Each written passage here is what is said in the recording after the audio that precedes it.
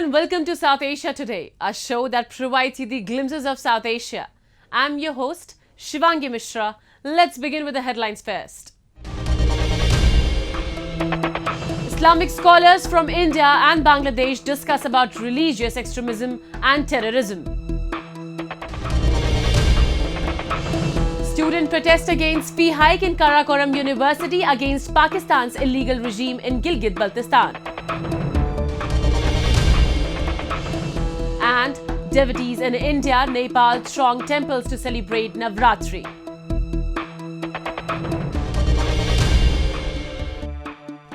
Let's begin the show. In an effort to combat religious extremism and terrorism, the Indo-Islamic Heritage Center recently hosted a roundtable conference in New Delhi. Distinguished scholars, politicians and experts from India and Bangladesh attended the two-day conference. The main goal was to discuss the urgent threats posed by terrorism and religious extremism in South Asian region. We have a detailed report. The post-9/11 phase has opened the floodgates to a whole new paradigm shift in the perceptions of national and international security. With renewed interest of the world players in the subcontinent and not immune to global transformations, South Asia consequently stands at the threshold of critical challenges vis-a-vis its strategic environment, accepted wisdom and policy orientation. Islamic scholars from India and Bangladesh recently discussed the problems caused by terrorism and religious extremism by radical groups in South Asia at a conference titled Role of Civil Societies in Strengthening Bilateral Relations. Muhammad Abdur Rahim, Joint Secretary, Bangladesh Islami Front, said that terror organizations like ISIS, Jaish-e-Mohammed and Jamaat-e-Islami are behind creating uncertainty in the region. Such terror groups don't represent any religion or institution. Sufism do not like terrorism, extremism, radicalism. Sufism working for the peace. We are wanted to establish harmony nationwide, worldwide. But terrorism, extremism, working for discord, like Jamaat Islam Bangladesh, like Jaish-e-Mohammed Pakistan, like IS, like Salafism, like IS, working for terrorism. They are left Islam, they are not real Islam. We believe real Islam, Ahl Sunnat, Wal Jamaat and Sufism, Bangladesh and India, actually spiritual connectivity is very strong, like Khaja Muinuddin Chishti and his many followers in Bangladesh, like Nijamuddin Auliya, his followers, available followers in Bangladesh, like Ashraf Jahangir Simnani, Ashrafia Darbar Sharif. There are a lot of followers in Bangladesh, like Ala Hazrat Imam Ahmad Raza Khan, his lot of followers in Bangladesh working for peace and Sufism, protecting terrorism. Member of Khusro Foundation, Dr. Hafizur Rahman, said that New Delhi and Dhaka should fight together against radicalization as both South Asian countries are deep believers of Sufism. The Indian scholars emphasized that both neighboring countries must stand together to confront these challenges, ensuring peace and security in the region. Moreover, they praised Prime Minister Narendra Modi's vision for global unity and for the success of the G20 summit. When they were fighting for the liberation of Bangladesh in 1971, if you go in detail, the Pakistan army and Jamaat-e-Islami volunteers were killing them because they were not Urdu-speaking people. So they were killing Muslims, those were Bengali speaking, they were killing non-Muslims, those were Bengali speaking. And it happened because of Jamaat-e-Islami's radicalization, which have been written by Maulana Abul Ala Maududi.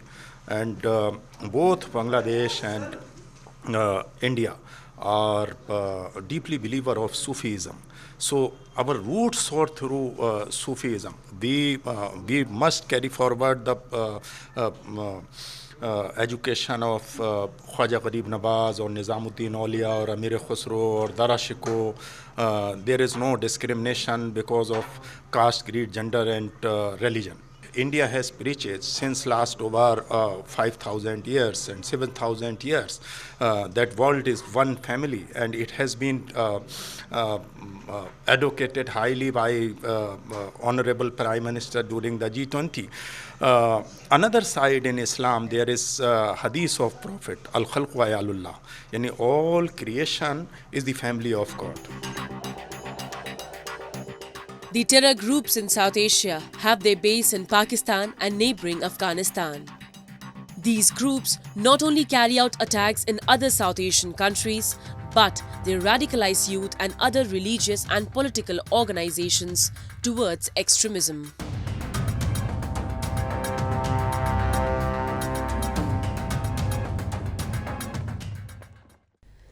Skill development has become a key component for the overall growth of Kashmiri youth. The Government of India is taking great strides in developing several industrial training institutes in the Union Territory of Jammu and Kashmir to create a skillful lot of youngsters. The Industrial Training Institute in Kalakot, Tehsil of Rajouri district is one among many government institutes that are providing skill training in a variety of trades.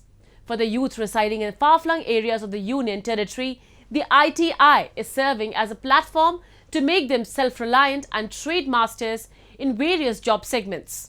We have a report.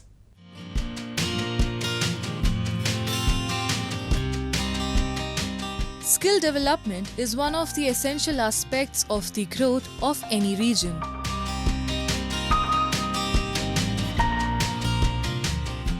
The Union Territory of Jammu and Kashmir, having a good demographic dividend, has a great potential to provide skilled manpower.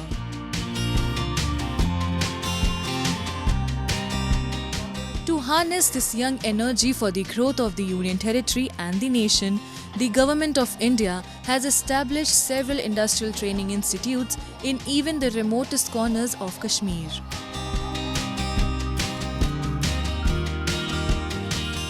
The Industrial Training Institute or ITI in the Kalakot Tehsil of Rajouri district is one such institute which has been providing training to the youth coming from far-flung villages and towns.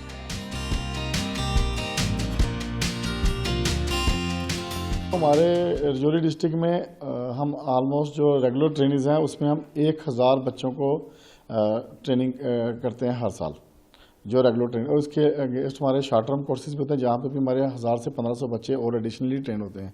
और ये सारा benefit जो है ज़्यादातर लोगों को ITI करने का यही होता है कि अपने ही एरिया में और अपने ही आसपास के एरिया में ये अपना जो है रोज़गार कर सकते हैं।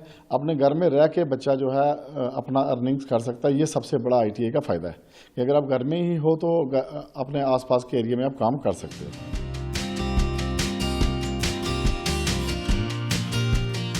The institute provides a gamut of trades for its students to choose from. The students can learn from basic to advanced level by paying a small annual fee.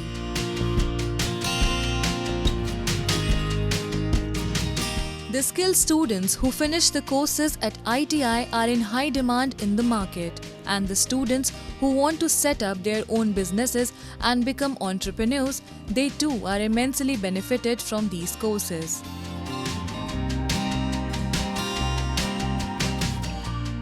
यहाँ पे बहुत सारे ट्रेड हैं, जैसे कंप्यूटर हो गया, स्टेनो हो गया, ड्रेस मेकिंग हो गया, और मैं इस ट्रेड में हूँ, ड्रेस मेकिंग में हूँ।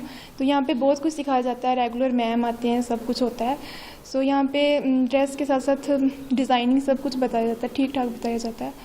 सो यहाँ पे बहुत मतलब फ़ायदे होते हैं।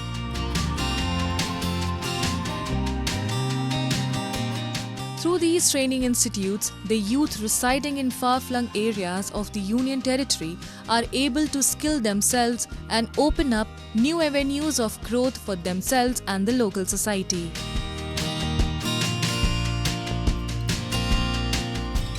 Whether it is basic knowledge of computers, stenography, electrical engineering, fashion designing, construction, the institute trains its students in several skills of their choice.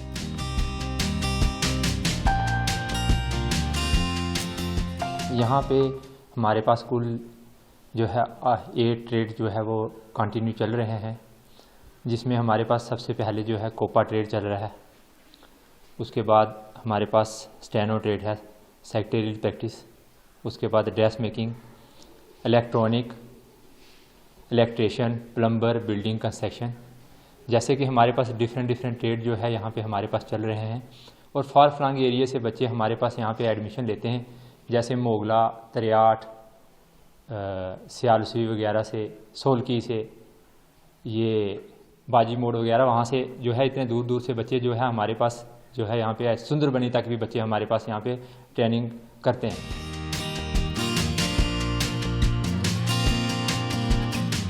The fashion designing course is widely popular among the women in the Union Territory.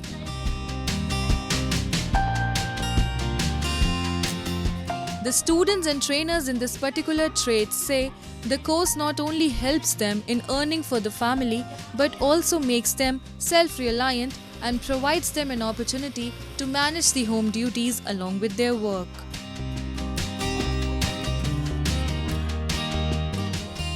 इस trade का ये फ़ायदा है कि वो अपनी इस trade में आए और इस ट्रेड में कपड़े सिलाई करना, काटना, प्रैक्टिकली पूरा काम करवाया जाता है, वो सीख कर अपना आगे स्टैंड ले सकती हैं। ये ट्रेड सीख कर बड़ी बड़ी बुटीक खोल सकती हैं, मार्केट में कोई अपनी छोटी सी शॉप खोल सकते हैं या कोई अपने घर पे छोटी सी मशीन रखकर अपना घर पे भी कारोबार चला सकती हैं और साथ साथ में अपनी फैमिली को भी ये काम करने से वो क्या कर सकती हैं, साथ लेकर चल सकती हैं। घर का कामकाज भी संभाला जा सकता है और इधर से ये काम भी आराम से किया जा सकता है और इस ट्रेड का आज हद फायदा होता है।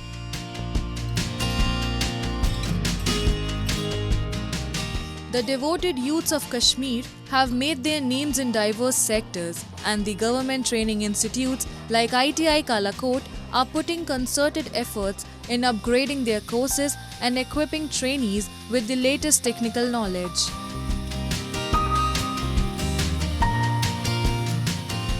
The youngsters too are making significant advancements by seizing opportunities to learn and implement their skill sets at their jobs.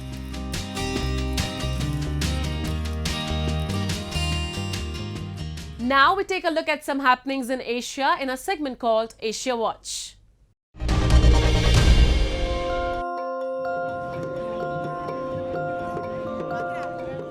Thousands rallied in Budapest opposing the agenda of Prime Minister Viktor Orban.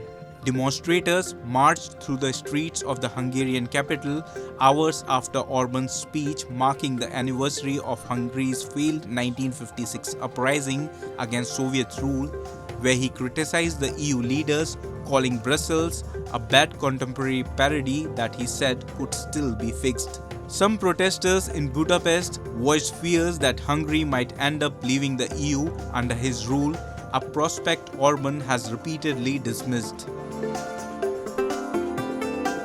Distrust of Orban has been running high in Brussels after bitter run-ins during his 13 years in power over the rights of gay people and migrants in Hungary, as well as tightening state controls over NGOs, academics, the courts and media. The EU has suspended the payment of billions of euros worth of funding to Hungary over rule of law concerns, complicating the nationalist leaders' efforts to drag the economy out of its longest technical recession since modern records started.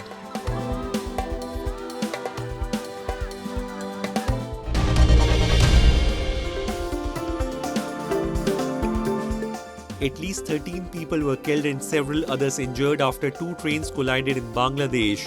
A passenger train crashed into a freight train in Behrab, about 80 kilometers northeast of the capital Dhaka. Local police chief Rasail Sheikh told media that at least 17 bodies have been recovered from the scene, rising the death toll from 13 initially reported. Authorities said the freight train smashed into the passenger train from behind, damaging two coaches.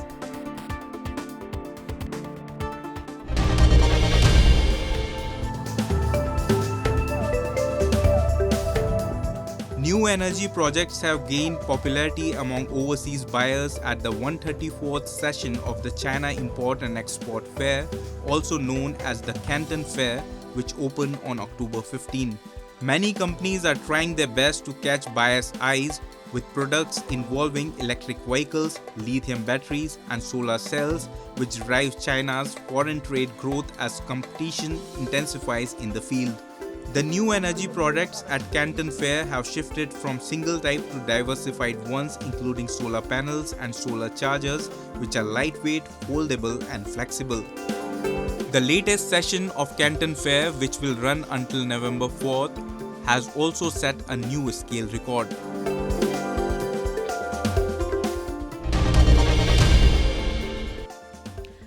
The ongoing student protests against the Karakoram University fee hike have turned into a massive uprising against the illegal regime of Pakistan in Gilgit. General public, activists and local political leaders too have joined the protests against the administration, demanding an early resolution to the fee hike issue.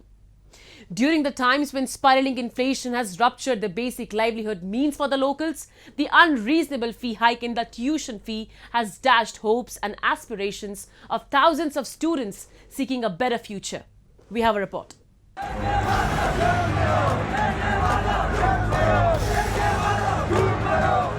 The student protest against the fee hike in Karakoram University in Gilgit has snowballed into a public outrage against the Pakistan-backed administration.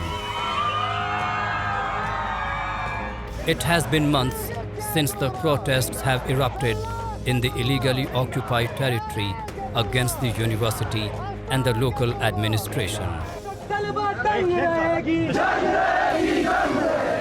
Resented with the university's decision to increase the fee by 85% within a year, the parents, activists and local political leaders too have joined the protest.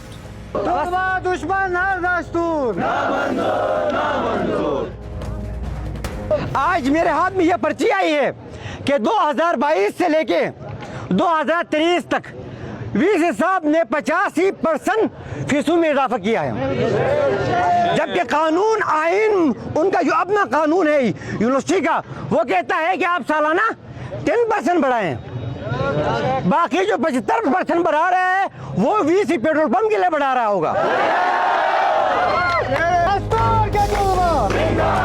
The students and the protesters blame the university's vice-chancellor for splurging the board revenue on his personal whims and fancies. The protesters warn the administration against a civil disobedience movement if they do not roll back on the fee hike decision. हम रियासत को, इस रंगीले VC को ये मुतम्बिह करते हैं कि अगर एक हफ्ते के अंदर अंदर आपने बेतहाशा फीसों के इजाफे का ये नोटिस ये वापस नहीं लिया तो हम फीसों के खिलाफ सिविल नाफरमानी के लिए भी आपके साथ खड़े होंगे। हम फीस नहीं दो वाले नारा लगाएंगे। याद रखो, अगर आपके साथ किसी ने जबरदस्ती करने की कोशिश की, जबरन करने की कोशिश की तो ये न देखो ये गोल वाला बंद होगा, पूरा गिलगित बल्तिस्तान बंद होगा, पूरा गिलगित बल्तिस्तान जाम होगा, दियामर भी जाम होगा, सिकरदो भी जाम होगा, नगर हुंजा भी जाम होगा, गिजर भी जाम होगा। Agitated with university's policies and mismanagement, students and protesters demand an immediate resolution to the fee hike issue. They criticize the administration for appointing an incompetent vice-chancellor and giving him a free rein to splurge the university's resources and revenue. University के अंदर 85% fees इसका बढ़ाना इस बात की दलील है कि ये वीसी नाअहल था, नाअहल है, नाअहल रहेगा। इसलिए ये बंदा पिछले साल इसकी मुलाजमत फारिग हुई है, इस साल पूरा 1 साल से ज्यादा हो रहा है। ये नाजायज तरीके से अपनी मुलाजिमत को एक्सटेंशन करवा के यहाँ पे ऐशो इशरत करके बोर्ड के रिवेन्यू को इकट्ठा करके सुरुप और सुरुप अपनी अयाशियों पर यूनिवर्सिटी को चलाना चाह रहे हैं, लेकिन उसकी हम इजाजत नहीं देंगे। The improvised region of Gilgit-Baltistan has only a few higher education institutions. The unprecedented fee hike has certainly dashed all hopes of students and their parents to the ground.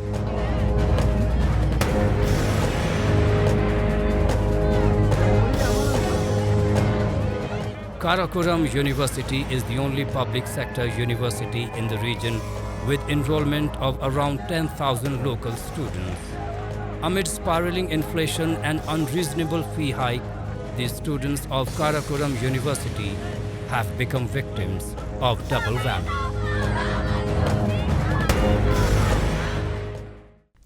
Now we take you to immerse in the vibrant and joyful spirit of Navratri, a festival that celebrates the divine goddess and the triumph of good over evil.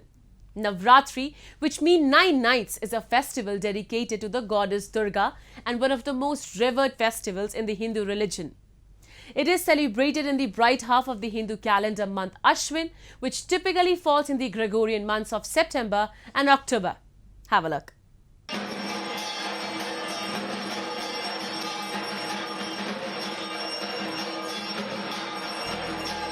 Hindu devotees from all across India throng temples as the Hindu festival of Navratri, or the festivities of 9 nights, was recently celebrated across the country with religious fervour.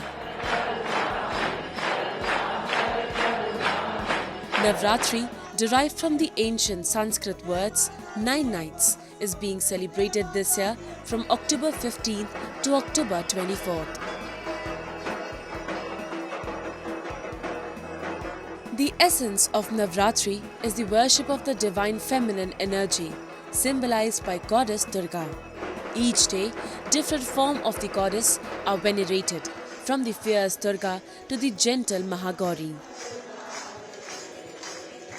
In northern Jammu and Kashmir's Katra town, the Vaishno Devi shrine is seen as a heavy rush of pilgrims who are turning up in large numbers to offer prayers and seek blessings. A large number of devotees visited the holy shrine of Mata Vaishno Devi temple on the 9th day of Navratri. The sacred shrine is adorned with thousands of multi-hued flowers to welcome the pilgrims. मैं बहुत दिनों से आना चाह रहा था। पिछली बार भी मैं 1 साल पहले भी नवदुर्गों में महोत्सव में आया था। यहाँ क्या है, हमारे यहाँ झांकी महोत्सव चलता है नवदुर्गों में, इसलिए माता का दरबार में हम वैष्णो देवी के धाम में नवदुर्गा महोत्सव में आए हैं और यहाँ बहुत अच्छी फूलों की सजावट होती है।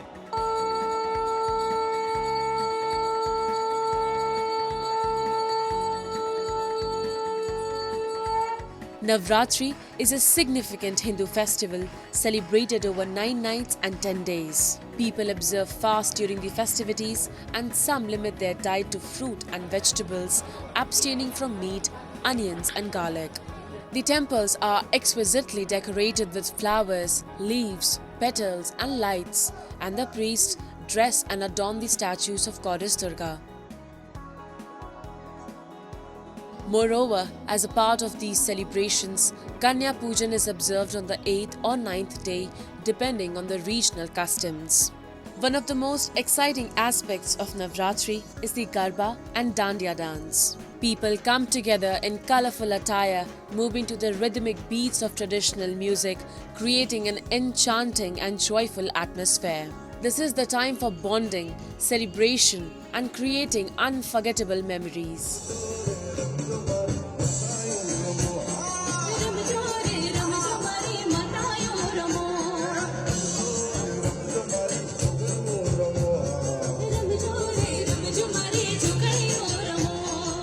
In Thiruvananthapuram city, devotees visited Chentitta Devi temple to offer prayers and also seek blessings from goddess Durga. We are standing in front of Chentitta Devi Kshetram. Here actually the deity from Shujindram temple comes during the Mahanavami festival. So during the Mahanavami festival, this is one of the 3 temples that we people from Trivandrum visit.